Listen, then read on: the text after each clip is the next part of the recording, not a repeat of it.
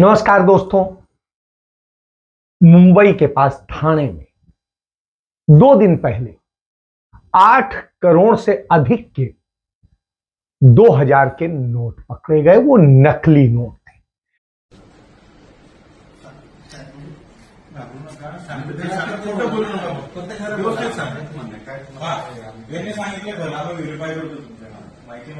इसके पहले गुजरात में 300 कुछ करोड़ के नोट पकड़े गए नकली।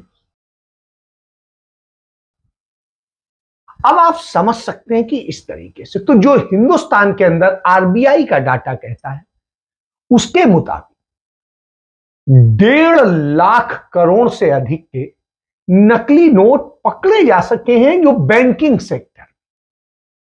ये हो गया। इसके बाद पुलिस ने पकड़े, दूसरे पकड़े और ये सब मिला करके नकली 2000 और 5000 के नोटों की जो है 2000 और 500 के नोटों की संख्या बहुत ज्यादा है। नकली नोटों का इस तरीके से चलन में आना देश की अर्थव्यवस्था को खराब करता है। इसके बाद 4.5 लाख करोड़ के करीब 2000 के नोट, सिर्फ 2000 के नोट जो भारत सरकार ने, आरबीआई ने छापे, वो मार्केट से गायब है। वो किसकी जेब में है, किसकी तिजोरी में है, कहां है, देश में है, देश के बाहर है, कोई पता नहीं। एक पिंक कलर का 2000 का नोट था, आपको सबको याद होगा। आपसे मैं एक सवाल पूछता हूं और आपके माध्यम से समस्त देशवासियों को, पिछले 6 महीने में वो नोट किसी ने देखा है? मैंने नहीं देखा और मुझे पक्का पता आपने भी नहीं देखा होगा, क्योंकि वो जो ब्लैक मनी रखने वाले जो लोग हैं, जिनको सरकार चाहती थी ब्लैक मनी रखे, उनके पास पहुंच गया वो। हमारे पास नहीं है और उसका आंकड़ा भी लेके आया हूं। ये भी रिजर्व बैंक ऑफ इंडिया का आंकड़ा है। 2000 की डिनोमिनेशन के 214 करोड़ नोट है। 214 करोड़ नोट्स हैं 2000 की डिनोमिनेशन के, अर्थात 2000 की करेंसी में लगभग 4.28 लाख करोड़ रुपया है। कहां है? मध्यम आय वर्गीय परिवार ने देखा, बैंकों ने देखा, निम्न आय वर्गीय परिवारों ने देखा। एक तरह से उस 2000 के नोट से तो आपने जो ब्लैक मनी है, जो करप्शन है, उसको फैसिलिटेट किया है और उसकी कोई इंफॉर्मेशन नहीं। ये आरबीआई का डाटा है। अब आप समझिए, आपको याद होगा 8 नवंबर की रात 8 बजे 2016 नोटबंदी की गई थी। एक कि नकली करेंसी रोकी जाएगी, 2 ब्लैक मनी खत्म की जाएगी, तीसरा टेरर पर हमला किया जाएगा। टेरर घटनाएं बढ़ गई, कश्मीर जल रहा है, दूसरी और तमाम सारी घटनाएं। नकली करेंसी सबसे ज्यादा अब तक के इतिहास में हो गई है। और इसके बाद में यदि आप बात करें तो नकली करेंसी बढ़ गई, टेरर बढ़ गया और ब्लैक मनी 2016 के मुकाबले और 2014 से यदि तुलना करेंगे तो 2014 के मुकाबले 4 गुना हो गई। तो ब्लैक मनी भी बढ़ गई, नकली करेंसी भी बढ़ गई और आतंकवाद भी बढ़ गया। और इन सब का नतीजा क्या हुआ? चंद पूंजीपतियों के हाथ में इस देश का सारा एसेट चला गया। देश का 57% एसेट 1000 लोगों के पास, सिर्फ 1000 लोग पूरे देश का 57% संपत्तियों पर कब्जा किए। बाकी जो बची संपत्ति, उसमें पूरे हिंदुस्तान का 135 करोड़ से अधिक के लोग हैं। इससे आप समझ सकते हैं कि क्या हालात है। और इन सब हालातों पर मैं चर्चा क्यों कर रहा हूं, इस पर आपसे आता हूं। चर्चा इसलिए कर रहा हूं कि तेलंगाना पुलिस ने आज देश के 4 राज्यों में छापेमारी की है और यह छापेमारी की गई है जो ऑपरेशन लोटस वहां चलाने की कोशिश की गई थी। उस मामले में तेलंगाना की टीडीपी सरकार ने एफआईआर पुलिस में दर्ज कराई और एफआईआर दर्ज करने के बाद में पुलिस ने एक कार्रवाई की है। उस सिलसिले में एक धर्मगुरु सहित, तथाकथित धर्मगुरु सहित 3 लोग गिरफ्तार किए गए हैं। 100 करोड़ रुपए के लेन देन की उस समय बात हो रही थी। इसमें उन्होंने सबूत दिए। उस तरह नहीं जैसे अरविंद केजरीवाल कह रहे थे ऑपरेशन लोटस हमारे यहां चलने वाला है और ये है, और उन्होंने अब तक कोई एफआईआर दर्ज नहीं कराई। उन्होंने कोई भी इसके एविडेंस नहीं दिए, किसने उनके साथ क्या किया, किसने मांगा, किसने नहीं मांगा, और ये सारी चीजें आपको पता होना चाहिए। हालांकि वहां पर यदि ऑपरेशन लोटस की स्थिति बनती नहीं है, क्योंकि वहां पर 119 विधानसभा सीटें हैं और उनमें जो टीडीपी है उसकी 90 सीटें। तो ऐसी स्थिति में कितना भी आप तोड़फोड़ कर लेंगे तो कोई बहुत अच्छी है। टोटल विपक्ष मिलाकर जिसमें भाजपा की 5 हैं, कांग्रेस की 13 हैं, एआईएमआईएम जो ओवैसी के उसकी 7 हैं, और टीडीपी की 3 हैं और सीपीआई की 1 है। तो ऐसी स्थिति में पूरा विपक्ष मिलकर भी 29 सीटें बनता है। और यदि वहां इसके बाद भी कोई सरकार बनाना चाहे तो उसे आप समझ सकते हैं कि 60 के करीब जो है चाहिए होंगी सीटें। तो 60 सीटें उतना खरीद पाना मुझे नहीं लगता है कि किसी भी दल के लिए उतना आसान होता है। लेकिन चलिए, भाजपा कुछ भी कर सकती है, कोई बड़ी बात नहीं। तो इससे एक चीज है कि जो छापेमारी की गई और जिस तरीके से एसआईटी ने हरियाणा, कर्नाटक, केरल और तेलंगाना में छापा मारा है और पूरी चीजें उसमें जो गिरफ्तार किए हैं, तो हरियाणा से जो फिर फरीदाबाद से तथाकथित धर्मगुरु रामचंद्र भारती को गिरफ्तार किया है, हैदराबाद के एक व्यवसायी नंद कुमार को गिरफ्तार किया है, तिरुपति के सिम्हाजी स्वामी शामिल हैं, उनको गिरफ्तार किया है, केरल के कोच्चि में डॉक्टर जग्गू के यहाँ तलाशी ली गई है, वो तो निकल गए थे इसलिए वो गिरफ्तार नहीं हो सके। तो इस तरह की स्थितियां उन सबसे तमाम जो सबूत मिले हैं उसमें है कि किस तरीके से संदिग्धों को डॉक्टर जग्गू ने कोऑर्डिनेट किया और किस तरीके से पूरा चीजें हुई, इसको लेकर के है। तो अब ये आप समझ लीजिए कि इस स्थिति में तो पैसा कहां जाता है, कहां प्रयोग होता है, इससे आप समझ सकते हैं। इसके लिए एक और चीज बताना चाहूंगा। उत्तराखंड के भारतीय जनता पार्टी के पूर्व सीएम तीरथ सिंह रावत ने एक बात कही। उन्होंने कहा कि उत्तराखंड में कोई भी काम बगैर कमीशन के नहीं होता है। परसेंटेज बिल्कुल तय है, बिना परसेंटेज के नहीं होता है। और इन्होंने इसको लेकर के बाकायदे पूरी चीज कही है कि किस तरह के हालात हैं और क्या है, उन्होंने पूरी परसेंटेज को लेकर के बताया है।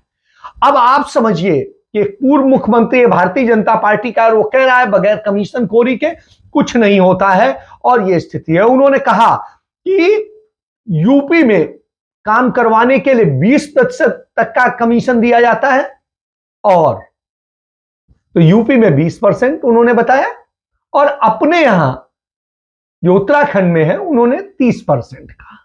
तो उत्तर प्रदेश में 20%, उनके यहां 30%। तो ये कमीशन का जो रेट फिक्स है। कर्नाटक में भारतीय जनता पार्टी के ही पदाधिकारी थे, ठेकेदार, जिन्होंने आत्महत्या की थी और चिट्ठी लिखी थी प्रधानमंत्री से लेकर सबको कि उनके यहां 40% का कमीशन चलता है।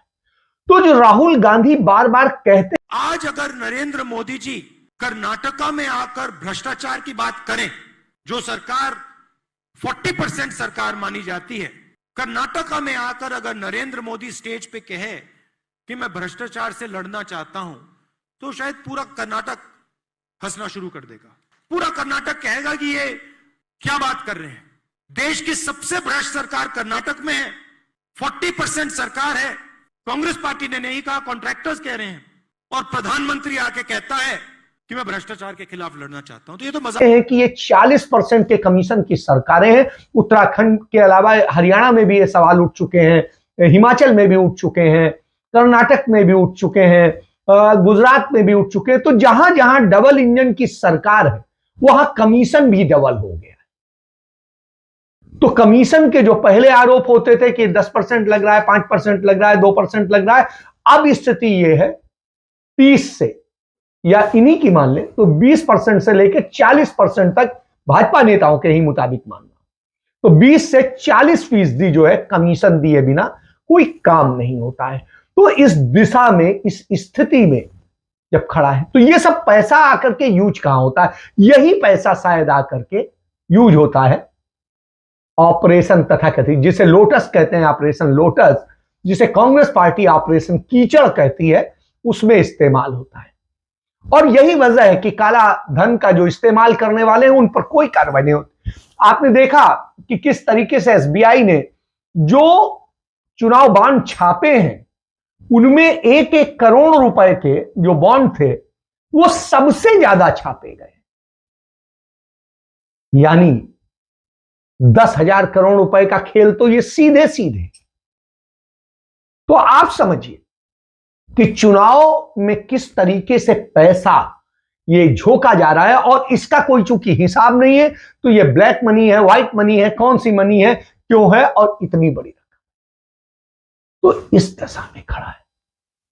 तो इस देश में बिल्कुल डिफॉल्टर और ये सब मिल करके किस तरीके का खेल किया जा रहा है, ब्लैक को व्हाइट किया जा रहा है और सारी चीजें, और उस पैसे का इस्तेमाल राजनीतिक सत्ता स्थापित करने के लिए किया जाता है। राजस्थान में भी आपको याद होगा जब कोविड का दौर चल रहा था, पूरा देश उस संकट से जूझ रहा था, भारतीय जनता पार्टी सरकार गिराने में जुटी थी, राजस्थान की, मध्य प्रदेश की, कर्नाटक की। और आप देखिए कि वहां की विधानसभा में, राजस्थान की विधानसभा में 200 की सीट है और उसमें 101 बहुमत का आंकड़ा है। कांग्रेस के पास 107 सीटें समर्थकों और अपनी मिलाकर की स्थिति है, और भारतीय जनता पार्टी के पास में समर्थकों समेत कुल 75। तो यह स्थिति है। तो वहां पर इन्होंने बड़ी कोशिश की, लेकिन वहां के मुख्यमंत्री मैनेज करने के माहिर हैं, अशोक गहलोत, और वो मैनेज कर ले गए। और ये जो है सारी चीज उसमें जो है पूरा ये आया था कि किस तरीके से पैसा इस्तेमाल हो रहा है, क्या हो रहा है, सब कुछ है, सारी बातें आई, लेकिन नहीं हो सका। आपको याद होगा कर्नाटक में कुल 225 सीटें हैं, जिसमें बहुमत का आंकड़ा 113 है, और इसमें जुलाई 2019 की जो स्थिति थी वहां पर 80 सीटें कांग्रेस के पास थी और कांग्रेस की सहयोगी जेडीएस के पास 37 सीटें थी, और 2 समर्थन देने वाले, मतलब टोटल 119 सीटें थी। 113 चाहिए, 119 थी। भारतीय जनता पार्टी के पास 104 थी, समर्थन देने वाला एक था, यानी 105 थी। तो ऐसी स्थिति में लेकिन भारतीय जनता पार्टी ने वहां पर ऑपरेशन लोटस सफलतापूर्वक किया और सरकार बना ली। 40% कमीशन से उस पैसे की वसूली की जा रही है जो खर्च किया गया। तो आप समझिए कि किस तरह का यह खेल है। मध्य प्रदेश में आप देखिए, मध्य प्रदेश में 230 की विधानसभा है, बहुमत का आंकड़ा 116 था, और 20 मार्च जब कोविड का संकट चल रहा था 2020 में, 20 मार्च 2020 से पहले की स्थिति यह थी कि कांग्रेस के पास में 114 सीटें थी और उसे 7 विधायकों का समर्थन था, यानी उसके पास 121 का आंकड़ा था। भारतीय जनता पार्टी के पास 109 सीटें थी और उसके स्थिति 109 से एक भी ऊपर नहीं थी। और उस स्थिति में भारतीय जनता पार्टी ने किस तरीके से सिंधिया को तोड़ा, किस तरीके से कांग्रेस के 22 विधायक खरीदे, और किस तरीके से क्या जो भी किया गया, और उन सब का नतीजा कि कमलनाथ सरकार बहुमत साबित नहीं कर सकी। और विधायकों को ले जाकर के, इन बागी विधायकों को, जो बागी क्या कहें, बिके हुए विधायकों को ले जाकर के कर्नाटक में रखा गया था, उसी कर्नाटक में जहां पर सरकार गिराने का प्रयोग हो चुका था पहले, और वहां पर रख करके किस तरीके से क्या किया गया। खुद जब मुख्यमंत्री उनसे मिलने गए तो उन्हें मिलने नहीं दिया गया अपने विधायकों से। तो उस पुलिस सुरक्षा के बीच में, और यही इसी तरीके से हुआ था। जो राजस्थान के तथाकथित बागी विधायक थे उन्हें भी कहां रखा गया था? हरियाणा में, जहां भाजपा की सरकार है, वहां पर एक रिजॉर्ट में, और वहां पर भी पुलिस मिलने नहीं दे रही थी जो गहलोत की पूरी टीम को। तो आप समझ सकते हैं। इसके बाद में अभी महाराष्ट्र में हुआ। महाराष्ट्र में स्थिति है कि महाराष्ट्र में शिवसेना, एनसीपी और कांग्रेस, यानी 56 सीट शिवसेना की, एनसीपी की 54 और कांग्रेस की 44 मिलकर इन्होंने सरकार बनाई थी, और भारतीय जनता पार्टी की 105 थी। तो बहुमत किसी को नहीं दिया था जनता ने, और ऐसी स्थिति में दोनों मिलकर सरकार बनाई थी। और उस सरकार के बाद में स्थिति क्या हुई? स्थिति यह हुई कि अचानक एकदम से गुजरात बुलाया जाता है, और गुजरात में जाकर के शिंदे के साथ क्या डील होती है, और फिर तमाम सारे विधायक गुजरात पहुंच जाते हैं, और फिर किस तरीके से उन्हें असम में शिफ्ट किया जाता है, पुलिस अभिरक्षा में रखा जाता है, और पूरी सुरक्षा के बीच में, और यह होता है, और सरकार गिर जाती है। और फिर शिंदे के नेतृत्व में भाजपा की सरकार बनती है। इसके पहले भी एक बार प्रयास हो चुका था, वो असफल हो गया। तो जो असफल हो गया था उसे 2022 में सफल कर दिया गया, और इसमें जो सूचना आती है वो आप समझ सकते हैं। गोवा में आपने देखा ही कि किस तरीके से विधायकों की खरीद फरोख्त का और सारी चीजें हुई, और इसकी सौदेबाजी सबके सामने है।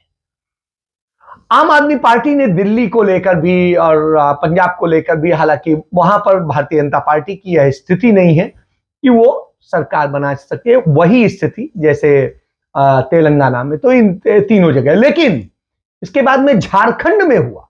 झारखंड में 3 विधायकों को जो है कोलकाता के पास में गिरफ्तार किया गया, बहुत बड़े नोट के साथ में, और वो असम से नोट लेकर के आ रहे थे, आप समझिए। और कांग्रेस ने उसको लेकर के पूरी चीज बताई कि किस तरीके से विधायकों को खरीद के सरकार गिराने की कोशिश हो रही है, और हावड़ा में इन्हें गिरफ्तार किया गया, और इनके पास से रुपया मिला, रकम मिली। ऐसी स्थिति में आप समझिए कि ये खेल हो रहे हैं, और जब ये खेल हो रहे हो तो नकली नोट, कमीशन खोरी और ये सब चीजें आपके सामने आ जाती हैं।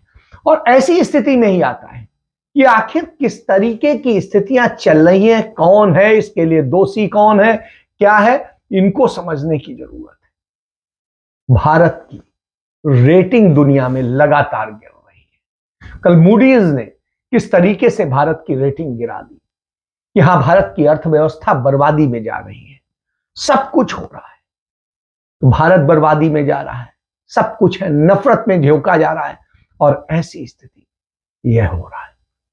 राहुल गांधी भारत जोड़ने निकले हैं, देश के लिए जोड़ने।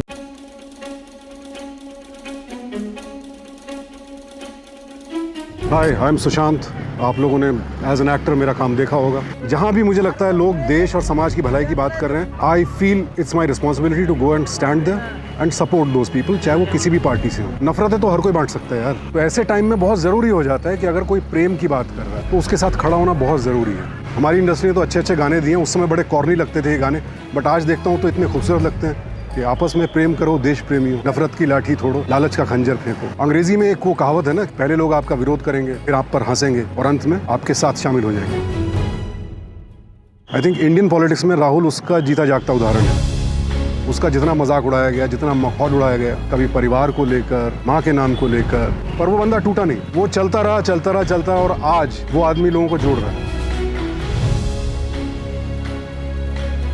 जब तुम अपने मस्तक पर बर्फ का पहला तूफान झेलोगे और कांपोगे नहीं, तब जानोगे कि कुछ फर्क नहीं है सब कुछ जीत जाने में और अंत तक हिम्मत न हारने। निकले देश को अवेयर करने निकले हैं इन्हीं सारी चीजों से जो लगातार छिपाया जा रहा है, और वो उसके जरिए बताना चाह रहे हैं कि कैसे राजनीति, जो मौजूदा जो फांसीवादी राजनीति है, वो किस तरीके से सभी संवैधानिक संस्थाओं का, चाहे वो चुनाव आयोग हो, चाहे कोई और आयोग हो, चाहे विधायिका हो, चाहे न्यायपालिका हो, सब पर कब्जा कर रखा है। किसी को पैसे से, किसी को ईडी से, किसी को इनकम टैक्स से, किसी को सीबीआई से, किसी को एनआईए से, तो सारी चीजों से डरा करके डर के माहौल को पैदा कर दिया है। और डर के जरिए वो पूरी सत्ता में, और इसी बूते वो बोलते हैं किसी को जिता लो, सरकार तो हम ही बनाएंगे, क्योंकि हम खरीदना जानते हैं। हम मतदाता भी खरीद लेते हैं, हम चुने हुए विधायकों और सांसदों को भी खरीद लेते हैं, हम विपक्षी दलों को भी खरीद लेते हैं। तो हुजूर, जब ये खरीद फरोख्त का धंधा चल रहा हो तो ब्लैक मनी तो आएगी, नकली नोट भी आएंगे और देश की अर्थव्यवस्था गर्त में जाएगी। तो यही मोदी मॉडल है, यही उनकी गुजरात की प्रयोगशाला है जो नफरत के बूते चलती है, जो आतंकियों, दंगाइयों, बलात्कारियों को टिकट देती है, विधायक बनवाती है और सीधे शरीफ लोगों को बाहर का रास्ता दिखाती है। कमीशन खोर सत्ता संभालते हैं। तो इस स्थिति में आप क्या कहेंगे? यदि अभी भी नहीं आप वो करते हैं तो भविष्य में आपका भविष्य खराब होगा, क्योंकि ये हक आपका मारा जाता है, ये पैसा आपका है और इसका बोझ आप पर डाला जाता है। और आता है कि जीएसटी कलेक्शन इतना बढ़ गया, तो जीएसटी किससे वसूला गया? आपसे। जो जो चीजें खाने के रोटी तक को जीएसटी में ला दिया है, तो मतलब आपकी रोटी खाने का भी आपको टैक्स देना है। तो जब, और वो टैक्स कहां जाएगा? भारतीय जनता पार्टी की सरकार बनवाने के लिए जाएगा, कुछ पूंजीपतियों की जेब में जाएगा और देश बर्बादी में जाएगा, गर्त में जाएगा। उनको सत्ता सुख मिलेगा आपके पैसे से और आप बर्बादी देखेंगे ना, आपको अच्छी शिक्षा। स्थिति यह है कि दिल्ली यूनिवर्सिटी में एडमिशन प्रोसेस अभी कंप्लीट नहीं हो सका है। आप समझ लीजिए नवंबर आधा हो चुका है। तो आप कल्पना कीजिए, शिक्षा, स्वास्थ्य, सब कुछ बर्बाद है, देश बर्बाद है। जो देश 70 साल में बना था उसे अब बेड़ा गर्क कर दिया गया है। तो समझिए, उस ईमानदारी को खत्म कर दिया गया है, वो नैतिकता को खत्म कर दिया गया है, बलात्कारी राज्य बना दिया गया। तो ऐसी स्थिति में यदि अभी भी नहीं चेते तो जिंदगी भर आपके आने वाली पीढ़ियां गुलामी करेंगी। इसके साथ अपनी बात समाप्त करता हूं। जय हिंद, जय भारत, वंदे मातरम।